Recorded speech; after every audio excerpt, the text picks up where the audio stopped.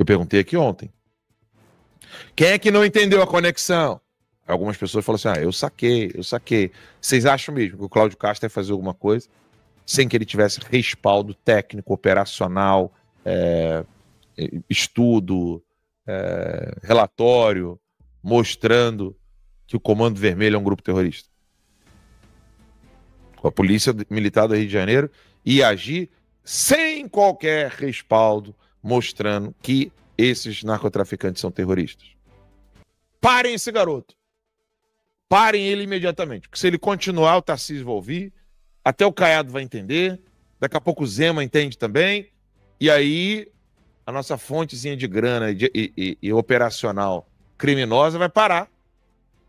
Porque bandido tem medo, gente. Bandido não é alguém que, em qualquer circunstância, ele não tem medo, não. Beleza. Dá play. Vai lá. Muito violenta, viu? Tá muito violenta. Eu acho que os governos e principalmente os nossos juristas, os nossos deputados deveriam mudar um pouco a lei. Tá muito fácil para bandido aqui nesse país. Tá na hora de vocês fazerem alguma coisa. Não é culpa de uma ou duas pessoas, não. É de... o Congresso tem que votar leis mais duras para bandido aqui. Olha, eu recebi um vídeo, quero dividir com vocês, de algumas considerações desse vídeo feitas pelo influenciador Guilherme Maderiti. Ele começa desejando sentimentos para algumas famílias. Para a família da Alice, uma menina de 6 anos, morta por bandidos por confundirem o carro em que ela estava com um carro de rivais. Para a família da Camila, de 12 anos, baleada por bandidos enquanto brincava. Para a Esther, de 22 anos, morta porque disse não a um traficante. Para a família do Enzo, de 5 anos, baleado por bandidos enquanto brincava na frente da sua casa. Para a família do Cauã, de 18 anos, que foi executado porque pisou no pé de um traficante. São inúmeros exemplos. Tim Lopes, Marli, William, Regina, e assim vai. Esses são alguns entre tantos que morrem todos os dias. E é preciso dar o nome certo para essas coisas. Sem medo, sem ideologia. Tem que parar com essa bobagem de ideologia, gente. Se o comerciante tem que pagar para ele trabalhar, isso é extorsão. Mulher obrigada a ficar com o traficante é violência sexual. Barricada bloqueando a entrada é domínio armado. Queimar gente num pneu é tortura e homicídio. O Brasil prende comediante por fazer piada e deixa bandido armado controlando o território. Quem extermina, domina e mata não é vítima da sociedade. Para com essa coisa. Nós sonhamos com uma pátria livre enquanto heróis fardados morrem pelo Brasil. Por favor, gente, fica aqui a minha solidariedade às famílias do Cleito Serafim, do Weber Carvalho, do Marcos Vinícius e do Rodrigo Veloso, que estavam cumprindo o seu dever. Morreram lutando. Então chega, viu? Chega de politizar, transformar ação em ideologia. Traficante não é vítima, bandido é bandido. E nessa guerra deve ser combatido. Bandido é bandido, ele escolheu ser bandido. Política eleitoral. Tem que ser combatido. É assim que funciona, é assim que a banda toca. Boa noite, Brasil. É isso. Aí não é nem questão de esquerda ou direita. Mas eu gostei mais do discurso do Luciano Huck. E uma última informação. Pouquíssima gente falando sobre isso. O Globo falou na versão digital do jornal, deve ter se arrependido, que eu fucei a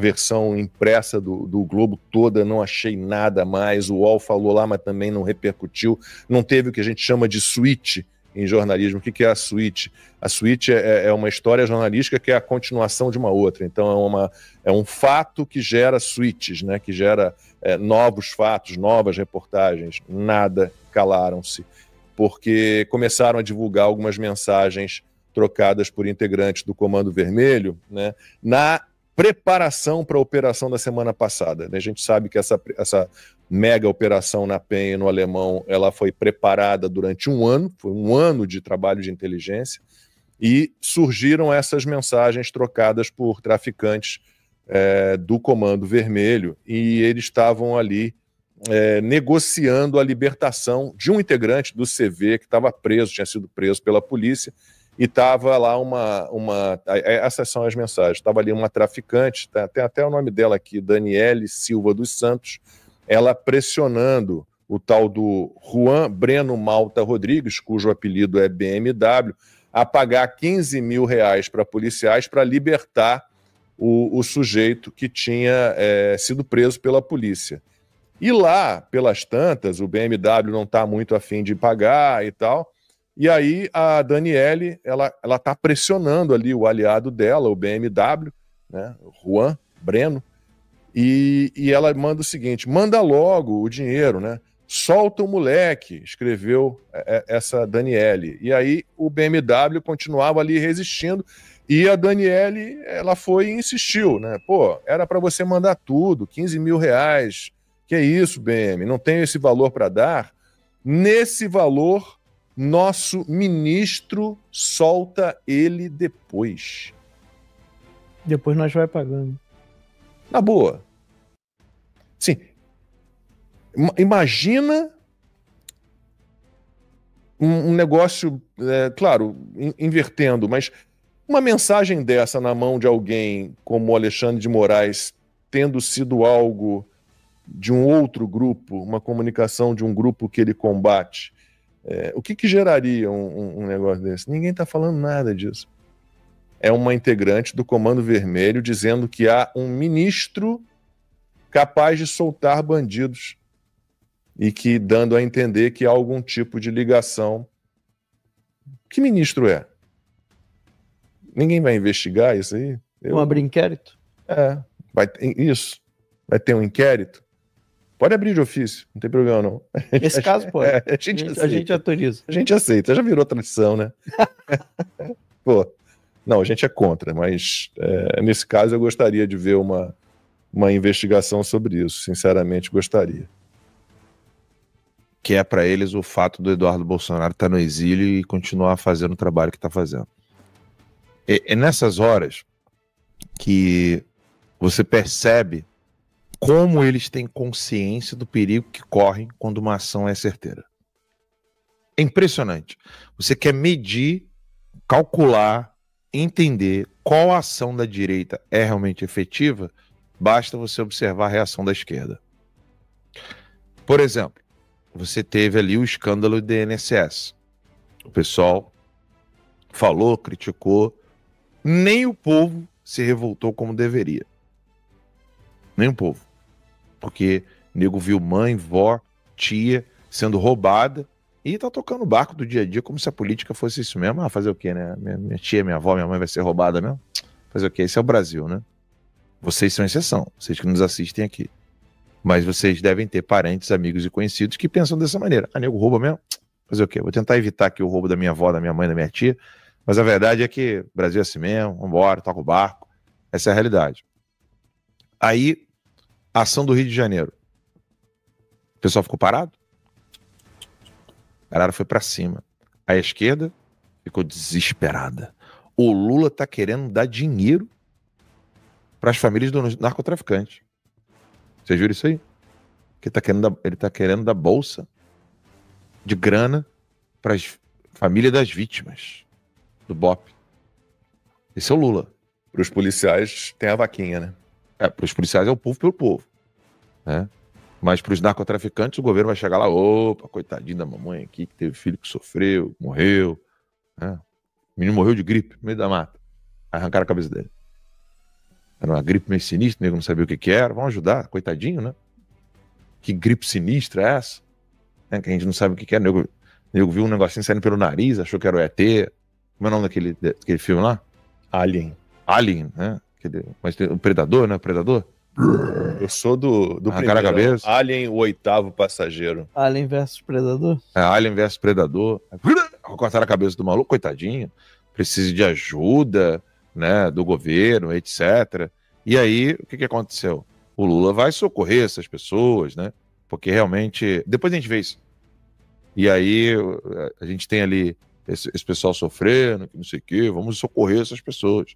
Só que, qual é o medo da esquerda nesse exato momento? Você viu Dirceu abrindo a boca com relação à atuação da polícia do Rio de Janeiro. Todos os políticos de esquerda, em uníssono, saindo contra o Cláudio Castro. O O TSE já foi acionado, o STF foi acionado, e a bicha louca do Alexandre de Moraes foi presencialmente no Rio de Janeiro, vestido de Paquita das trevas, para poder tentar encontrar uma solução. Por quê? Se o que está acontecendo no Rio de Janeiro deu certo, significa que o Eduardo Bolsonaro precisa ser retirado urgentemente de Washington. Porque quem é que não vê conexão entre a presença do Eduardo Bolsonaro em Washington e Cláudio Castro, junto com Flávio Bolsonaro, agindo como aconteceu no Rio de Janeiro? Eu perguntei aqui ontem. Quem é que não entendeu a conexão?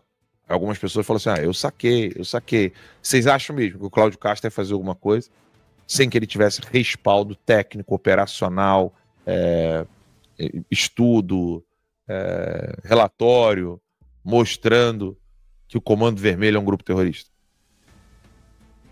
A Polícia Militar do Rio de Janeiro ia agir sem qualquer respaldo, mostrando que esses narcotraficantes são terroristas? Ou vocês acham que é pura coincidência que Paraguai e Paraguai e a Argentina declararam o PCC e o Comando Vermelho como grupos terroristas no mesmo momento em que Cláudio Castro conseguiu, junto com a polícia do Rio de Janeiro, atuar contra o narcotráfico no Rio? Do nada isso aconteceu. É óbvio que eles entenderam que retirar Eduardo Bolsonaro de Washington é crucial para poder parar o que aconteceu com o Cláudio Castro. E se o Tarcísio deu ouvido pro Eduardo? Que até agora ele não deu. Lembram dos áudios? Do Tarcísio, do Silas, sobre o Eduardo Bolsonaro?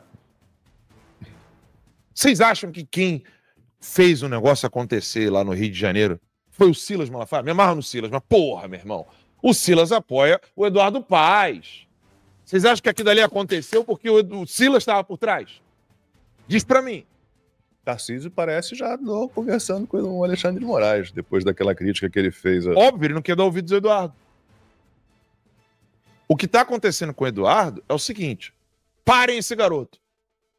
Parem ele imediatamente. Porque se ele continuar, o Tarcísio vai ouvir, até o Caiado vai entender, daqui a pouco o Zema entende também, e aí a nossa fontezinha de grana e operacional criminosa vai parar. Porque bandido tem medo, gente. Bandido não é alguém que, em qualquer circunstância, ele não tem medo, não. Vocês não viram os caras descendo na escada? Sem esculacho. A tia tá filmando. Sem esculacho. Esses caras são bravos quando eles são os únicos que têm armas e quando eles estão num lugar onde você não pode atirar contra eles, porque tem civil do lado. Tirou esses caras, colocou no campo de batalha chamado mata, e eles não são os únicos que têm arma, irmão, eles colocam até a cabeça na árvore. Max riu. Mas é sério, Max? Colocou em pé de igualdade? Acho que o Tarcísio tá te ouvindo. Mentira. Aqui, ó. Mentira. Tarcísio defende projeto que classifica ações de facções criminosas como terrorismo. Obrigado, Eduardo. De nada, né? Finalmente. Tem aí, ó. Tem um vídeo aí, ó. Ah, não. Coloca isso aí, produção. Isso eu quero ver. Na próxima semana, na próxima, para já relatar esse projeto que está na mão aí, que é o projeto do Danilo Fortes, que é para classificar determinadas ações de facções criminosas como ações terroristas, classificar como terrorismo. Acho que a sociedade está esperando uma resposta, então tem várias respostas que são possíveis, e uma dessas respostas é a resposta legislativa. É bem curtinho. Mas eu queria falar... O que? Vai botar? Na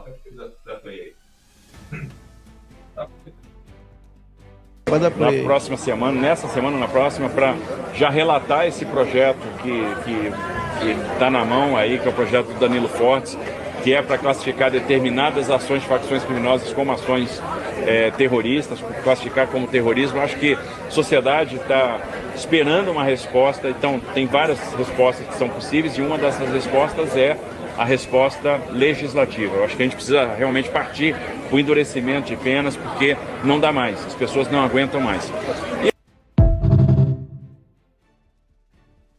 Ontem eu tava vendo, ontem o meu masoquismo teve uma extensão na hora do almoço, também resolvi assistir a Globo News um pouquinho na hora do almoço, e tinha lá um professor de Direito Penal da USP, doutor em Direito Penal, sabe?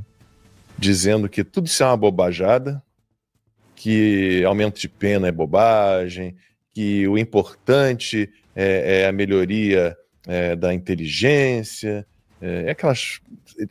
o cara defender, diz o Lula e a turma do Lula, né? Ele esquece o caráter punitivo da prisão, né? Das penas mais longas, é inacreditável, inacreditável.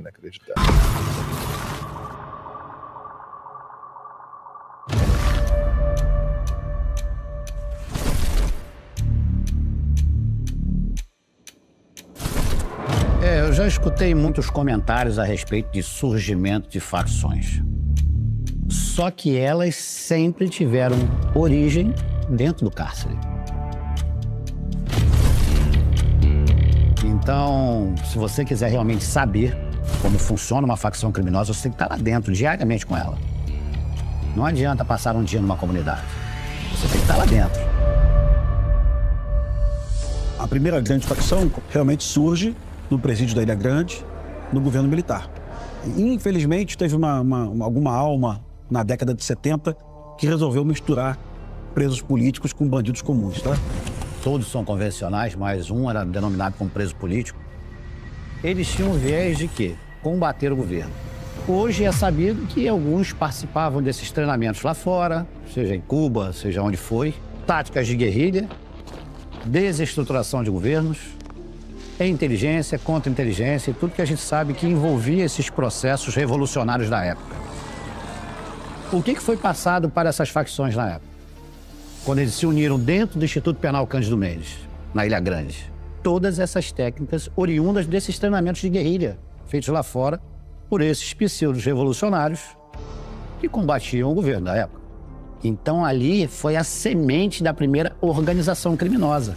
Essa união deu início realmente à Falange Vermelha, à Falange Jacaré, que eram presos que já eram vinculados ao Jacarezinho, e os demais eram os da Falange Vermelha, que eram presos que depois, posteriormente, mudaram seu nome para essa facção chamada Comando Vermelho. Era um conhecimento de guerrilha. Vamos nos organizar como se organiza uma célula terrorista. Como é que se desestabiliza um governo, uma administração? Então eles resolveram começar a colocar em prática para desestabilizar a administração desse Instituto Penal. Vamos fazer greve de fome. Vamos começar a reivindicar coisas. Vamos começar a juntar dinheiro. Vamos começar a realmente financiar os nossos projetos. A princípio era para quê? Melhorar a convivência dentro do cárcere. Então, originariamente foi para... Vamos melhorar a nossa vida? Como tudo no começo é romântico e poético. Só que eles viram que aquilo ali poderia ser colocado em prática para quê? Cometimento de crimes. Então, realmente, deixou de ser uma organização de pessoas que estavam dentro do cárcere para realmente virar uma organização criminosa. Uma organização para cometimento de crimes. E, com isso, eles foram se aperfeiçoando, eles foram se profissionalizando. Eles têm uma organização realmente que faz diferença dentro do cárcere. Tudo que é organizado, ele passa de uma forma mais hierarquizada. Eles têm hierarquia, sim, eles têm as suas, digamos assim, os seus decretos, as suas leis, os seus slogans, né? E outras facções, obviamente, outros grupos, né? Vieram meio copiando, né? Meio fazendo com que parecesse com o Comando Vermelho. No próprio presídio da Ilha Grande, tinham bandidos de uma comunidade específica, de uma favela específica, Jacaré, que não queriam se aliar a essa facção e montaram uma segunda facção, que depois, muito depois, se torna o Terceiro Comando. O Terceiro Comando, ele vai sofrendo variações, porque ele tem várias comunidades no Rio de Janeiro que são isoladas. E cada bandido de uma facção dessa vai provocando dissidências. Aí surge, no momento, o Terceiro Comando Puro, uma dissidência, que vai ficando mais forte. Depois surge o ADA, já na década de 90, também final da década de 90, com uma proposta bem parecida com o nome, Amigo dos Amigos. Era uma proposta realmente de ser uma facção menos sanguinária, que enfrentava menos a polícia. Parece engraçado eu falar isso pra você, mas tinha algumas histórias no BOPE na minha geração. Pimentel, ADA não atira em polícia.